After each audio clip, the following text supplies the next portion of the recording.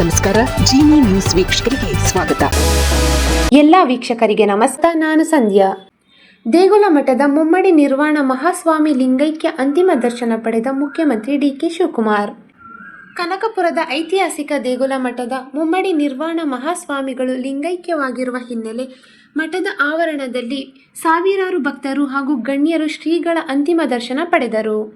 ವಿವಿಧ ಮಠಾಧೀಶರು, ಸಾವಿರಾರು ಭಕ್ತರು ಹಾಗೂ ಸಾರ್ವಜನಿಕರು ಮಠಕ್ಕೆ ಆಗಮಿಸಿ ಶ್ರೀಗಳ ಪಾದಗಳಿಗೆ ನಮಸ್ಕರಿಸಿದರು. ಕೇಂದ್ರ ಸಚಿವ ಎಚ್.ಡಿ. ಕುಮಾರಸ್ವಾಮಿ ಕನಕಪುರದ ದೇಗುಲ ಮಠಕ್ಕೆ ಆಗಮಿಸಿ ಮುಮ್ಮಡಿ ನಿರ್ವಾಣ ಮಹಾಸ್ವಾಮಿಗಳ ಅಂತಿಮ ದರ್ಶನ ಪಡೆದರು. ಬಳಿಕ ಮುಖ್ಯಮಂತ್ರಿ ಡಿಕೆ ಶಿವಕುಮಾರ್ ಮಠಕ್ಕೆ ಆಗಮಿಸಿ ಶ್ರೀಗಳ ಪಾರ್ಥಿವ ಶರೀರಕ್ಕೆ ಪುಷ್ಪ ನಮನ ಸಲ್ಲಿಸಿದ್ದರು. ಈ ವೇಳೆ ಸಚಿವ ಈಶ್ವರ ಖಂಡ್ರೆ, ಮಾಜಿ ಸಂಸದ ಡಿಕೆ ಸುರೇಶ್ ಹಾಗೂ ಎಂಎಲ್ಸಿ ಎಸ್ ರವಿಕುಮಾರ್ ಉಪಸ್ಥಿತರಿದ್ದರು. ಅಂತಿಮ ದರ್ಶನದ ವೇಳೆ ಶ್ರೀಗಳೊಂದಿಗೆ ಒಡನಾಟ ನೆನೆದು ಸಿಎಂ ಡಿಕೆ ಶಿವಕುಮಾರ್ ಭಾವುಕರಾಗಿ ಕಣ್ಣೀರು ಹಾಕಿದರು. ಬಳಿಕ ಶ್ರೀಗಳ ಪಾರ್ಥಿವ ಶರೀರದ ಮೇಲೆ ತ್ರಿವರ್ಣ ಧ್ವಜ ಹೊದಿಸಿ 3 ಸುತ್ತು ಗುಂಡು ಹಾರಿಸುವ ಮೂಲಕ ಸಕಲ ಸರ್ಕಾರಿ ಗೌರವ ಸಲ್ಲಿಸಲಾಯಿತು.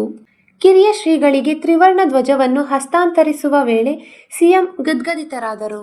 ಶ್ರೀಗಳ ಸಾವಿಗೆ ಕಣ್ಣೀರಿನ ವಿದಾಯ ಹೇಳಿದ ಬಳಿಕ ಸಿಎಂ ಹಾಗೂ ಸಚಿವ ಈಶ್ವರ ಖಂಡ್ರೆ ಅವರು ಮಠದ ಆವರಣದಲ್ಲಿ ಕೆಲಕಾಲ ಕುಳಿತು ನುಡಿ ನಮನ ಸಲ್ಲಿಸಿದ್ದರು.